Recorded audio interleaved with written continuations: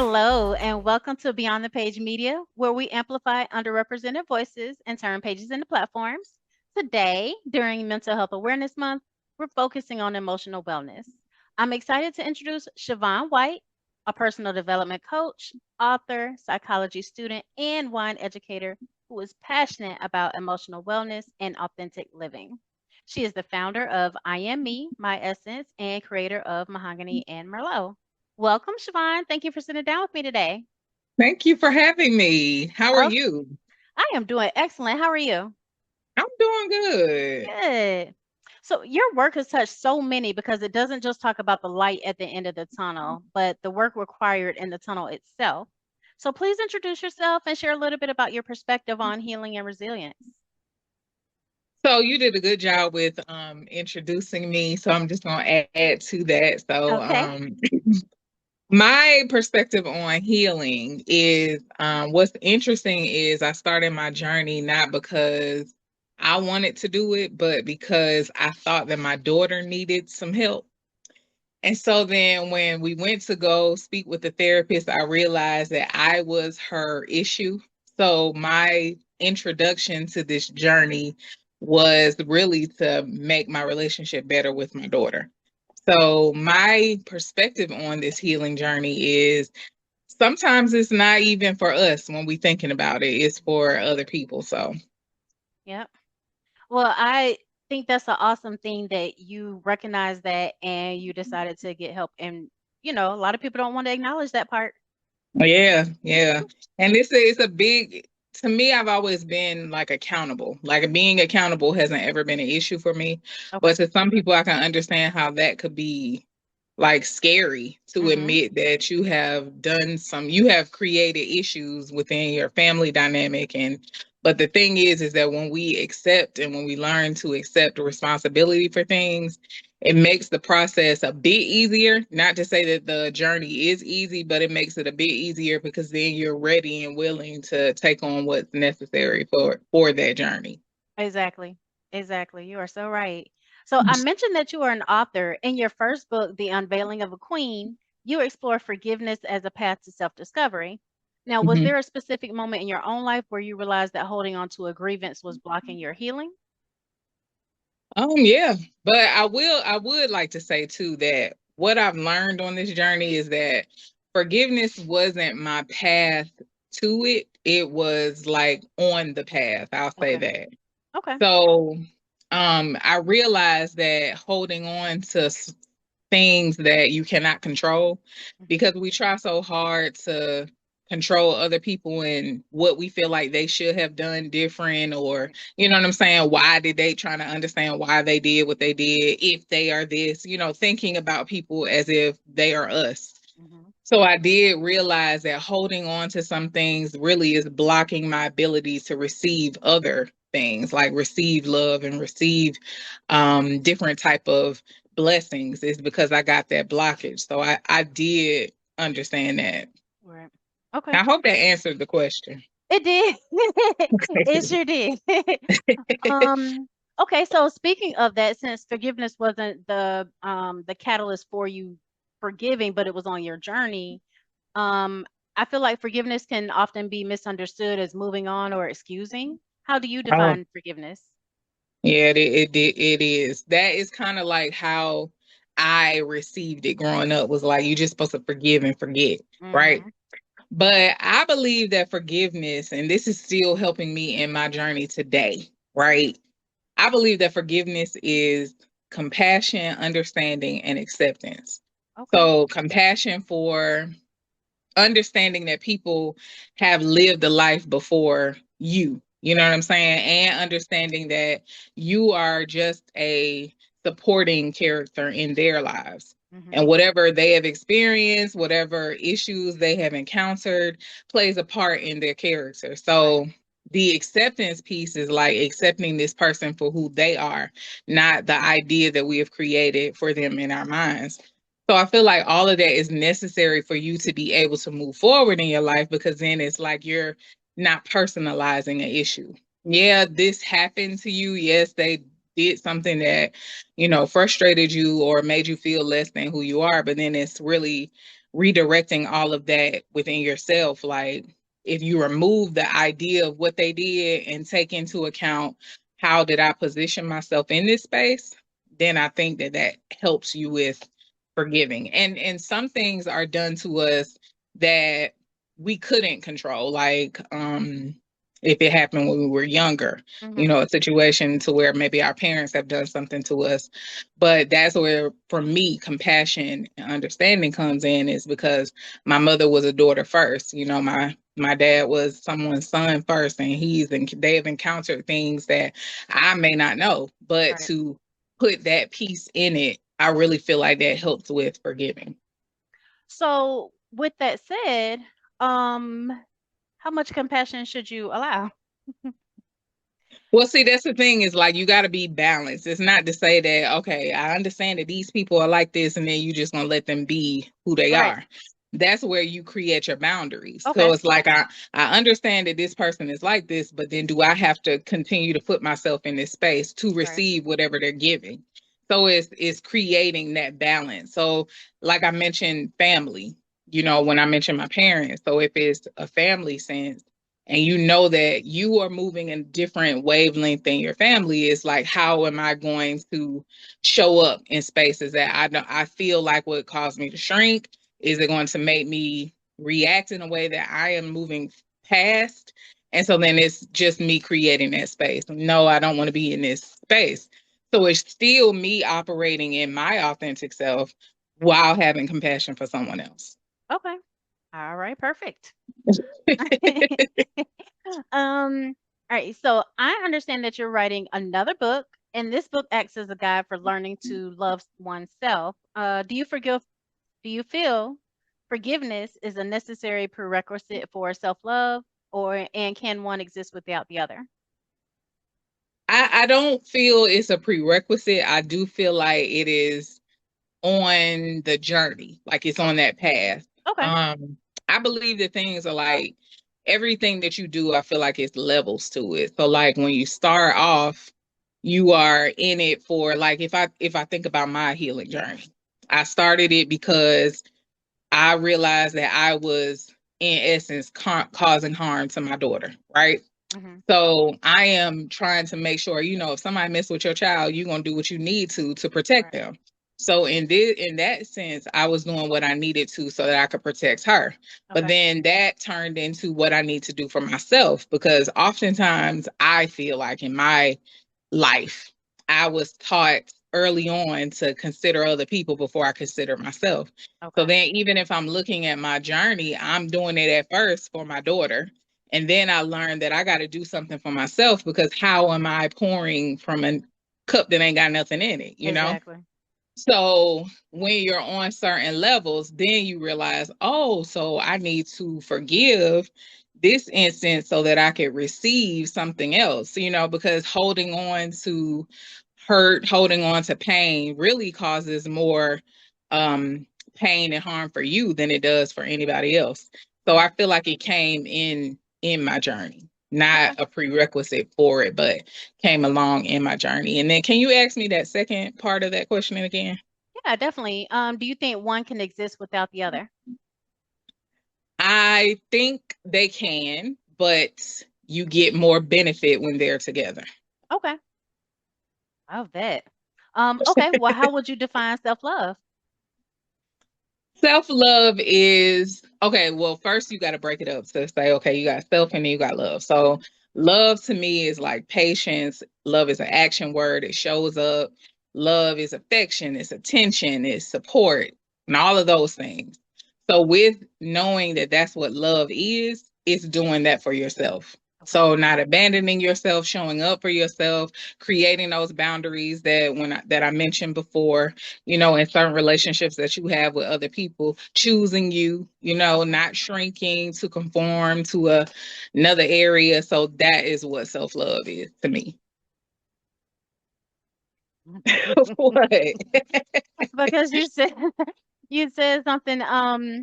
Okay, so how do you have any tips on how to show up for yourself? Like, how to how do you what are tips for self-love? How do you make that an actionable thing for you besides the boundaries? How do you show up for yourself? So one is I would a big one is first you got to understand who you are. So Okay. my therapist gave me this affirmation that I've been saying and it's I am significant, I am worthy, I'm made of excellence, I'm powerful and I'm enough. And it's being that, like not just saying it but becoming that, like understanding and believing that I am significant. And when I show up in spaces, I'm significant. I'm supposed to be here, not talking myself out of it or making myself feel smaller just because I may not have, or comparing Mm-hmm. yourself to other people. I may not Right. have what they have and then dimming your own light because your space isn't looking like their space, you know. So removing that idea and discovering who I am for me, not for the benefit of someone else. Another way that I show myself self love is choosing me in situations where, you know, I feel like in any relationship that you've been in, whether it's romantic, friendship, your family, career, you know when you ain't supposed to be there, you Yeah. know, and really showing up for myself. Because when I abandon myself, then I'm teaching other people to do the same thing. Right. So it's being like that for myself. Yeah. That is so true. Just like how they said those red flags or whatever, we choose to ignore them. Yeah, yeah, because we want people. This is in the beginning, you know. I feel like we've all been there. Hmm. Is you want to think the best of people, and Right. sometimes people don't have the best intentions for you, and Right. to believe that. I remember when my aunt told me, believe when people show you who they are, you believe it the first time. Right. In the past, I have let these people show me 10 and 50 times who they were. Now it's like when you show it to me, that's who you are, you know? Tough lessons I wish to learn no more. All of us. Um, okay, so now people often expect recovery to be a straight line upward. Based on your perspective, how can we better handle the retriggering or setbacks that naturally occur? Oh, this is a good question. So first, understanding that your triggers are your responsibility, right? Oh, That's the first thing. okay. Triggers are messages for us to check in with ourselves. They are not things that you are making other people learn how to operate in your space. If you are triggered by something, you have to ask yourself, what is this trigger trying to help me heal through? You know, what is this reminding me of? So you may get re-triggered in situations that is just a message to yourself that you thought you healed from that, or you move beyond it without really exploring what it was that you were really feeling. And it's time to check in. So that's one. Two, the healing journey, first of all, is not a destination. So if people will remove that idea and Okay. thinking that, oh, I'm healed, I feel like as long as we are breathing, we healing, Okay. because it's so many layers, and then depending on when you started on your journey, it's so many things that you have to discover, unlearn, relearn, learn again, or learn for the very first time. Right. So the journey is not straightforward. It is going to be some dips, turns, going backwards, coming Right. back, you know. So understanding that it is consistent. Some days it's going to be easy to get through, some days it's not. But then embracing the journey and understanding that we are human. So not beating yourself up because you should have done something one way and you didn't do it. Like giving yourself grace, giving yourself space to grow. I say that often. Grace and space, they work together. Yes, they do. So, okay, back to your triggering that you are control of your triggers. For some people who don't recognize their triggers, how would you like say how do you recognize what's triggering you or that you are even being triggered? Some people don't even realize that they're being triggered. You are right about that, because I used to be one of those people. But it starts with understanding that your triggers, whatever they are, starts with awareness, like you discovering who you are, being present in each moment. But that comes with you deciding that you want to be on a journey. Okay. I was talking to one of my friends a couple of months ago because I used to get triggered by how she talked, like how she would communicate things, because she would sound like she just knew everything, right? Okay. And I didn't know that it was a trigger. So my reaction to her prior to knowing it was a trigger, I would just be like, "How do you know?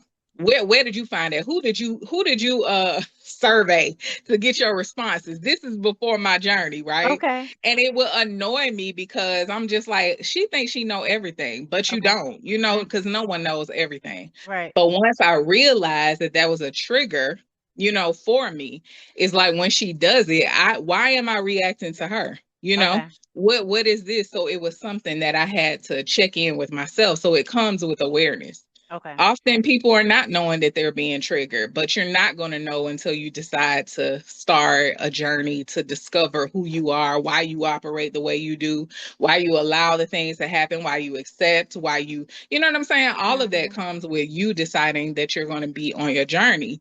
That's shifting out of survival mode. Some of us don't even know that we're in that, Right. but it really is taking the opportunity to say, okay, I'm tired of being tired, Right. so what do I need to do? Right? So And what's going that from first there. step? The first step is like Michael Jackson has that song, since his movie is out, it's so prevalent right now. But you start with the man in the mirror, you Okay. know? If in every situation you feel like you are blaming, because if someone is watching this and they see, if they find themselves blaming everybody else, or you're in different spaces and you're experiencing the same type of grievance, then you got to look at yourself. Okay. Because if you're at work, you at home, you with your friends, and in each one you get annoyed because people do this, people do that to you, you're always a victim, then you got to look at yourself. Okay.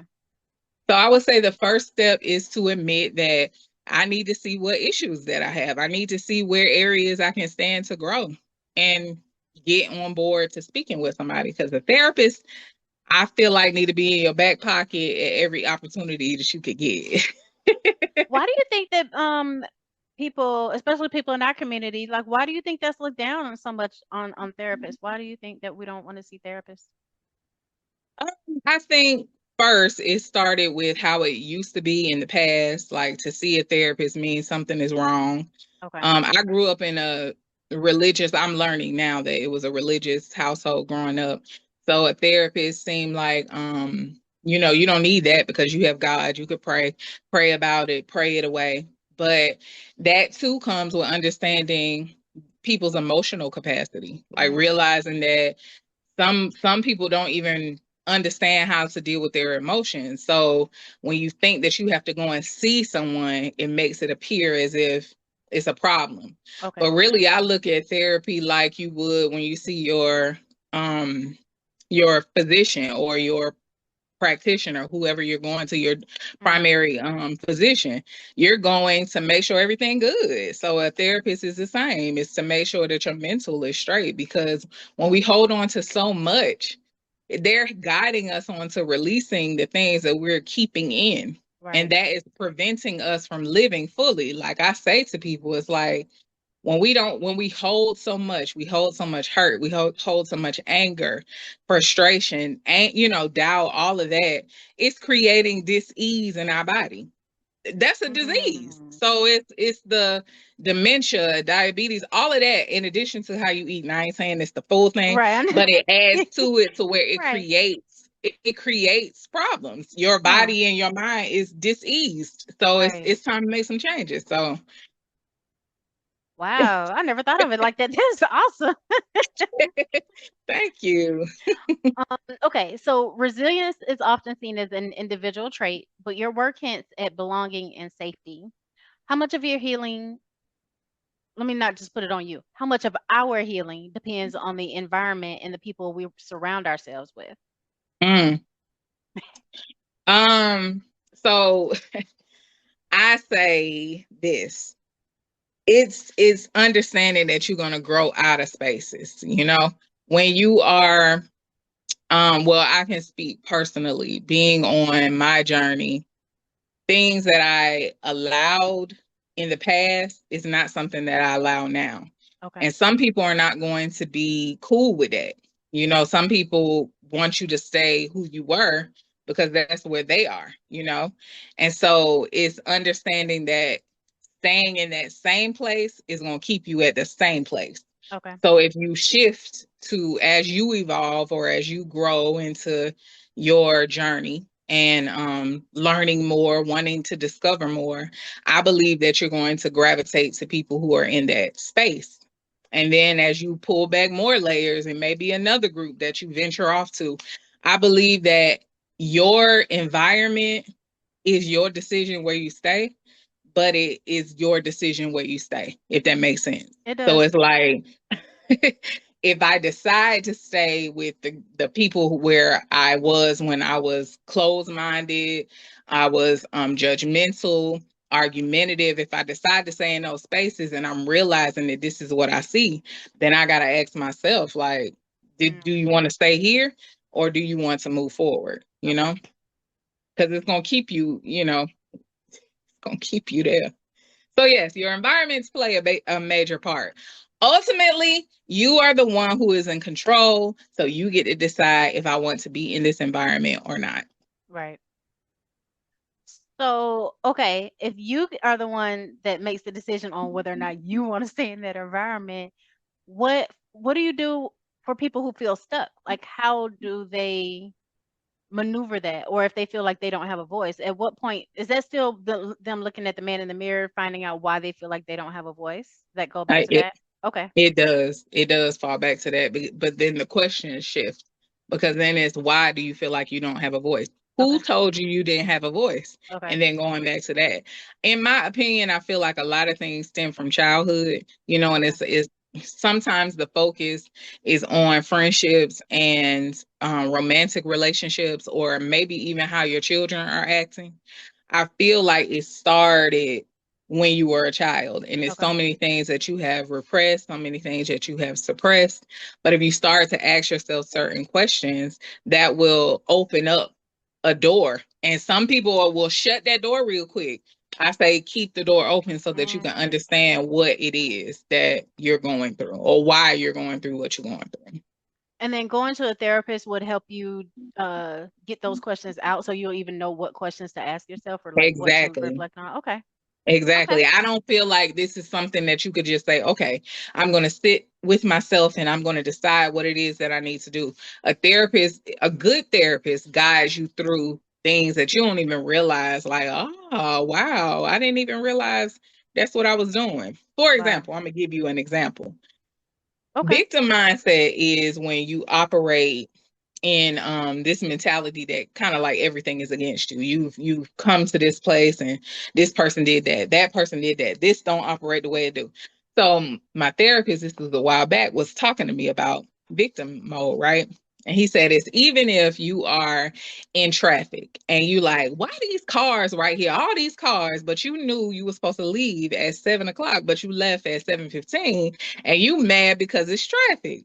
And I said, I used to do that, Why you in front of me mad at these people because they in my way? But had I left when I was supposed to leave, then I wouldn't be in this, you know what I'm saying, Hmm. situation. So it's realizing that at that point, I didn't even realize I was in victim mode. And then Huh. how that could tie to other things, how it's like I'm operating in a victim mentality. But when you hold on to it and like, what could I have done different in this situation? You taking the power back. So all of that I got from a therapist. So or something like this, but I do believe therapy is a good segue into discovering who you are because that's what they're there for, to Yeah. guide you. And I do want to say a Hmm. therapist is not going to tell you what to do. They shouldn't be telling you what to do. Okay. They should be guiding you. If you're looking for somebody to give you the answers, then you got to ask yourself why somebody got to give you the answers on living your life. So again, it comes back to self-awareness. Huh. Okay. So what's the difference between telling you and guiding you? I mean, that seems simple, but what do you like? Give me an example on that.